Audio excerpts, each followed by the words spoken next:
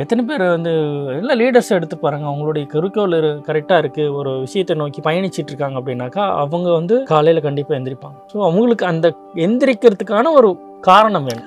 அந்த காரணம் தான் இந்த சைக்கிளிங்காக மாறணும்.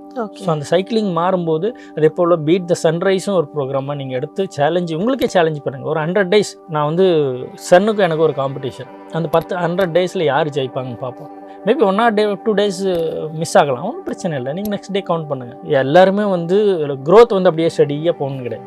ரைஸ் ஃபால் அகெயின், கடைசியாக எதர் யூஆர் ரைசிங்.